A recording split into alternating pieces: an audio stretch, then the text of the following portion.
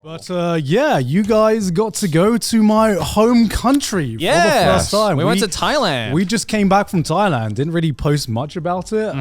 Just kind of went there. I kind of like invited you guys at very, very last minute to come. And luckily you guys were free. Yes, we were there for like 3 days. Yeah, I think 3 days was the perfect amount.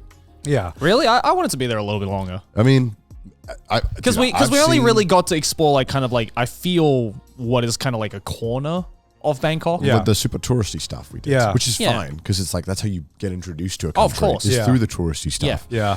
I don't know. Taking more than 3 days off of work, I'm like, yeah, bro, you literally cycled for 8 days. What are you talking about? Yeah, I know, but that was work though. That was work. Right. If he's not filming it, That it's was not work. good. All right.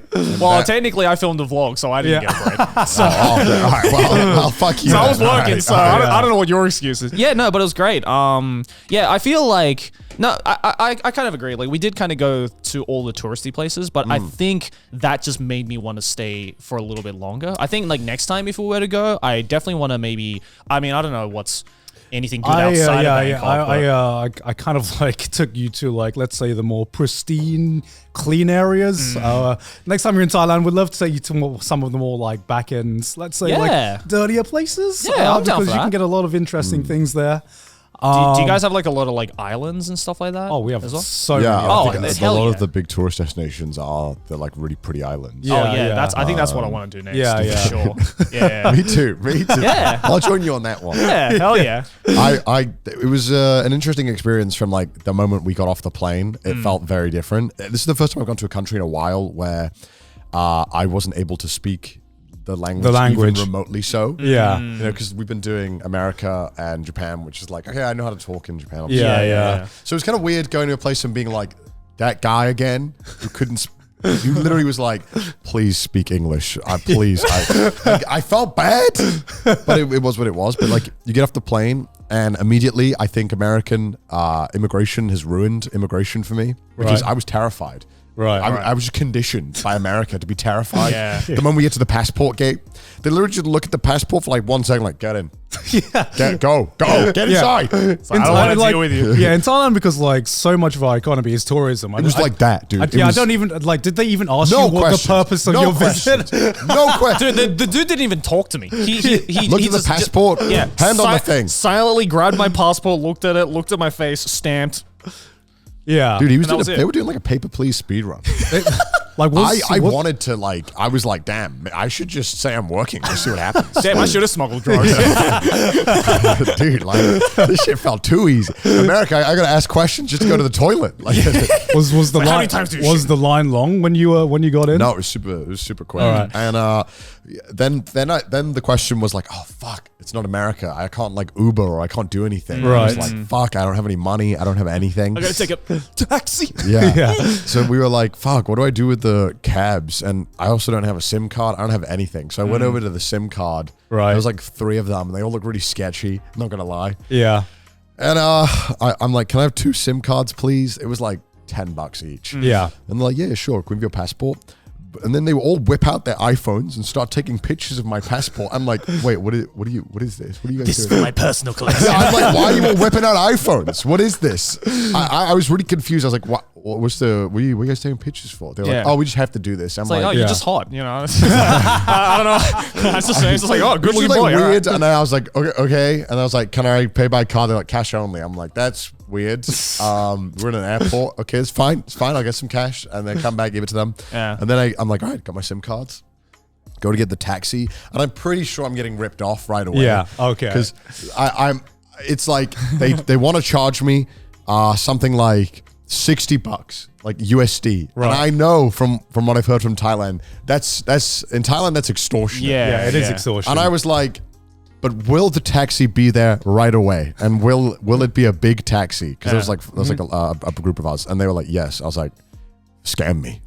Take my money. Yo, bro, you paid $60 for a taxi in Thailand? I think it was like 48 USD, which is 100% a ripoff. But, my God. dude, we literally rocked out right away and it was all ready to go. Yeah, And because there's no question. Because when I heard that from Connor, right? Again, this is America corrupting my mind. I was like, oh, $60 for like, what is it, like a 40-minute like taxi ride? I'm like, all right, yeah, that's fine. It was a big van. It was and it was like a big van that could, obviously fit all of us. Yeah. But so, in my head, I was like, okay, yeah, I mean, that's not too bad. But then the second time we got onto the taxi and the guy put the meter on, yeah. and I saw 30 baht was the starting price. I'm like, it's like 80 cents.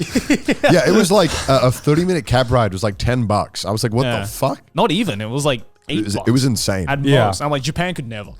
Yeah, I mean, like, first rule when you if you ever come to Thailand and pretty much every Southeast Asian country, if you get a taxi, meter only. Like, if you really need to, they will try to like get a fixed price. Yeah, I noticed this. They kept trying to do, and I get it. I look white as shit. I get it. You should scam me. Yeah. Like I was like, hey, I'm going here. And he just said something. I didn't get it. And I was like, he said like 3 or something, guys. I didn't He's like 300 baht. Yeah, and I 300 realized baht. afterwards he was asking for like 5 times the price up front.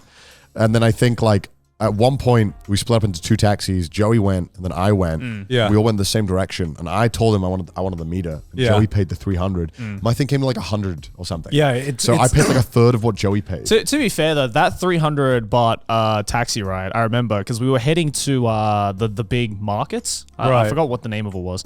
Tuk-tuk. Yeah, that one. Right. So we were heading there, and I told the guy that we were heading there, and this guy clearly was very excited. Right. That it was like, oh, he's taking a tourist, right? That can't speak a word of Thai.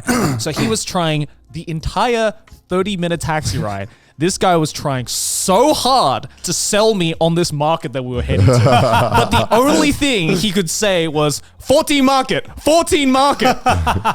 And he would just repeat that for 30 minutes. And I'm like, yeah, I get it, bro. There's 14 of them. I get it. And then every time I would respond, he'd just laugh and go, Thailand, happy, happy. And I was like, yeah, you seem very happy about it. But it was like, I think that's like one thing about like, I guess if you can call it the Southeast Asian like living experience, right? Is like everyone's just so chill and it's just like so happy that you're there that like, because you very rarely get anything like that in Japan, right? Like maybe in Okinawa, right? You would get someone that talkative and that like people are trying to express too chill. People are They're too chill. Yeah. That's one of the big reasons why I moved out of Thailand after living there for like 3-4 years. You get nothing done. Oh fuck, Dude, holy shit! I noticed as well. Dude, people just don't indicate.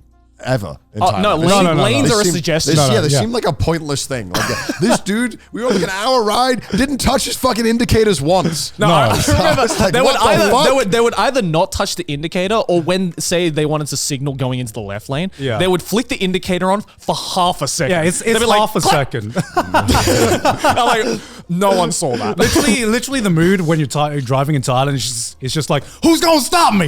Who's gonna stop me? Because literally you just have to like go. Yeah, everyone was just being a dick. And I swear it makes traffic slower because everyone's being selfish. Yeah. And it's just slowing everything down. The moment the taxi just starts driving off, I can just see the objective survive. It's so scary to be in the front. It's like you are getting tantalizingly close to these like, especially the bikes as well. Oh my God. I mean, like I knew Southeast Asia had a lot of bikes, right? Because, I've been to the Philippines. But like, Jesus Christ, these bikes are fucking speed demoning through these like trucks and all these taxis, avoiding the lanes and shit like that. And I'm like, how does anyone survive? I mean, it's just like I said, in Thailand and most of these Southeast Asian countries, you just need ultra instinct to survive, right? Because there's you are constantly just checking every mirror possible because it's not the cars you need to worry about, it's the motorcycles. Oh yeah. Okay, in the environment of driving in Thailand, I don't care if a car doesn't indicate. That's just normal, But if you're changing a lane, there is you always have this instinct that there is going to be a motorcycle driving past or a motorcycle doing something. Bro, I swear, some of these taxi drivers have like the periphery of a deer. Like they just like they can see behind without looking back. It's like, I can see, I can sense two bicycles coming on the right lane. What's concerning about the lack of indicating is like, holy fuck, if you're driving on a motorbike, my God, you're just praying that people aren't being dicks. Yeah, exactly. And honestly, like Thailand's one of those, like Bangkok's one of those cities where people risk their lives daily going on motorcycles, me included, because the traffic's so bad, it's right? really bad. And there's sometimes there's just no system in place right now. Bangkok's still very much a developing city, especially with this public transport, that sometimes you choose getting stuck in a traffic jam for 2 hours or it's a 20-minute taxi ride. Which one are you going to take? And you're like, well, I'm risking my life, but that 20-minute taxi ride, that 20-minute motorcycle ride looks damn appealing right now, man. Ain't gonna lie. But yeah, did you guys go on like the tuk-tuks as well? Anything like that? That was interesting because again, like it was like a 5-minute ride and the dude was like 300 and I was like, I was like, dude, I'm like, this looks like it weighs 10 pounds. There's no way the gas usage in a year is probably not even $10. What are you talking about? I remember the first time we rode the tuk-tuks at night, like Connor did like a full-on gamer move and the guy was like 300, but obviously, you know, we couldn't all fit into one tuk-tuk, right? Because the tuk-tuk can only see maybe like 3 people at most. Yeah. So we had to get 2 tuk-tuks and Connor did like a big move where he's like, all right, let's do a package deal. Yeah. 500 for 2. Well, originally I was like 200. And even then I know 200 is too much still. I'm like, hey, you can scam me, but just give me this. I just want to barter a little bit. I just want to feel like I belong here. I bartered with him. Yeah. Obviously I knew I was getting ripped off. And I was like 200. And he was like, no. 250. And I was like, 250 for both. And he's like, all right, sure. Then he shouts at the dude who had no affiliation to him behind him, being like, we're taking them both for 250. And he's like, all right, cool. I didn't know what the guy said, but I could make it out. Pretty much he said, follow me and make 250. He said follow. He didn't tell him where we were going. He said, follow me. And holy fuck, these things felt dangerous, dude. Oh, they are. Dude. Yeah. No seatbelts. You're holding on for dear life. The dude's going like 60 miles an hour and you're like, holy fuck, this is cool. But oh my God, I'm going to die. I don't know if you saw, but like before we went onto those 2 tuk-tuks, there was like a group of about 6 people in front of us, right? And I thought we had to wait a little bit, right? Because I saw like, you know, while we were driving on the road, these tuk-tuks could, you know, maybe fit 2 people on average, right? Maybe 3 if you squeezed in. But there was a group of about 6 of them. They all got in. They all got into one tuk-tuk. And they're just like, they're like leaning off the side. They're like cramped in this tiny little thing. And they're like, a hotel please. And I'm like, bro, if you get ain't no way. Ain't no way. The tuk-tuk turned into a clown car, dude. Sometimes it is extremely tightly packed. And I was like, it's dangerous already. Yeah. And that felt like, why not add more risk? Because I've seen like entire families get on these like motorcycles, you know, like they put like their 2 children at the front and the parents are sitting on, and then on top of that they have their shopping on their like motorcycles. They are packing these things up insane. To the brim. I think what blew my mind for one was just not only the sheer amount of motorcycles that are on the road, but also just like how casual people are driving these things through that environment. Like I remember I saw, you know, usually when you're on the back of a motorcycle, right? Yeah. The first thing is like, you know, make sure you're sitting in front, you know, holding onto the driver, right? Maybe wearing a helmet if you want to be extra careful. Yeah. I remember I saw anyone wearing a helmet. No, first of all, no one was wearing a helmet. Second of all, I remember I saw this woman who was sitting to the side, not holding on to anything, just looking at her phone. The fuck? And meanwhile, this motorcycle's just it's just sitting there like, yeah, all right, tell me when we're here. It makes like, you know, like Jason Bourne like really like sad in the movies. When you see the stunts he's doing on a motorcycle, and you just see Southeast Asians are like, that's just my commute. Southeast Asian being like, damn, that's a nice ride. Yeah, that's a pretty you get a whole motorcycle to yourself. Damn, that's actually a pretty normal way for women to sit on the motorcycles. Because a lot of times if they're wearing skirts, they don't want to like. You know, they want to sit kind of like that because it looks a bit more elegant, and they don't need to like expose their skirts at or least anything. you know, like if I had to sit like that, I would at least like hold on to something. This woman was just one hand on her phone. She looked like she was waiting for a doctor. Like, you know, it was just the most casual, like, yep, all right, I know my life's in danger right now, but I really got to check Twitter. You know? There's this banger tweet. There's this banger tweet. I have to retweet this right now. Yeah, I mean, like, it's definitely, like, no matter how much I have described it in the past, there's nothing that can, like, replicate the feeling of just the insanity of Southeast Asian roads and just how the rules work over there. It's a free-for-all, and it's always been a free-for-all, and kind of like every taxi you go to, especially if you're a foreigner, they're gonna try to barter with you, and they're gonna try and get the best price possible. Oh yeah, dude! I remember when you got us that taxi, dude. It was like, the moment they saw us wanting a cab, like 20 dudes spawned. And they were all shouting at you. Yeah, that's right. Garm was like, I don't know who you were talking to. I think you were talking to the crowd, and you were just like, no. It was weird. It was just like, Garm was like, I want a taxi. Yeah. It wasn't until a lot later, maybe because I was drunk, but it wasn't until a lot later I realized that they were all taxi drivers. I thought we were just getting jumped by like 20 dudes. I was like, "Gone, you okay?" And I was like, "Oh, they're all taxi drivers." Yeah, because like what happens is obviously I took them to a place called Asiatique, which is was sick, by the way. Which is like a really nice bougie place right by the river in Bangkok. But they needed to go home to their hotel. And so I know how it works. You go over, they see a group of tourists, and like a group of NPCs basically will just spawn. It was crazy. You know? And one of them comes up and goes like, "Oh, 300 baht," and I'm like, do not talk. Do not talk to me. I am going to talk to the crowd. Can anyone in this crowd give me a better deal? And dude, it was like at the Pantheon. It's just like, it's like speak only if you are willing to speak. Yeah, I'm like, I am not a tourist. I will not even attempt to like take this number. Can anyone give me a better number? And as soon as I just ignored the guy, two other dudes would be like, we'll do it for half the price. And then I remember like turning back to Connor, and I'm like, is this price okay for you? And Connor's like, go a bit lower, and so I'm like, okay, I'm like halving. I wanted to see if he could barter them lower. I was like, I want to see how good this bartering thing is. Right. Yeah. And so Connor's like, get it lower, and I was like, I said, they're not being cheap ass, by the way. No. You just don't want to be ripped off, right? Because 90% of the time, I didn't want to have to deal with change anyway. I was like, just keep it okay, all. so I just wanted to see how much he could barter them. I was curious for me. Yeah. It makes you seem like I'm like, no, I will not pay $5 for a taxi. No, because like the thing is, no matter what price, if you agree on a price, basically, if you agree on a fixed price, it's always going to be higher than the metered price. No matter what, otherwise they will not like. It was like a 10, not even 10, like a 7-minute journey. It would have been like 50 on the meter. Yeah, exactly. So no matter what you agree to, so it's kind of like the price you agree to just have the convenience of just being like, I can't be asked to deal with this bullshit. Let's just like agree for a price. Just right? pay to win. Pay. It's basically pay to win. So yeah, Connor, I kind of did him a bit dirty a little bit because I'm like, bro, come on.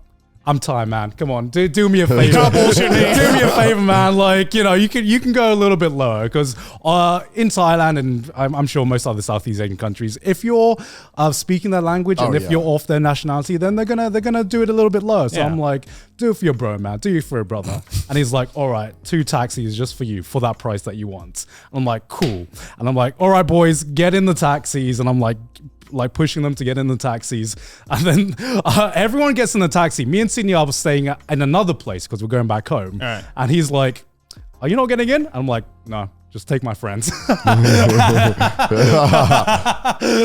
I'm like, "See ya, boys."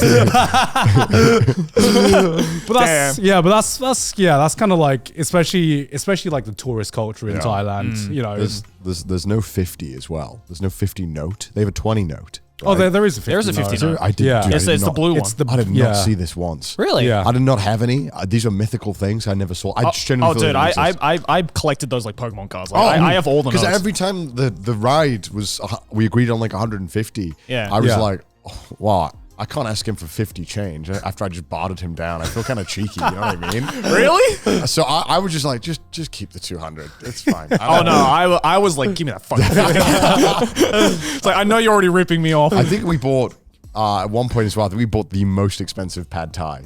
Oh, really? Oh yeah. We got scammed 100%. And I know if I told you I paid this much for pad thai, I think you'd kill me. How much did you How pay? much do you think I paid for pad thai? In like Mind you, it was for probably, you know, like maybe that big. I didn't know how big the pad. So it's a family size. I didn't know Okay. how much the pad thai was until after I bought it, and I was like, "Excuse me."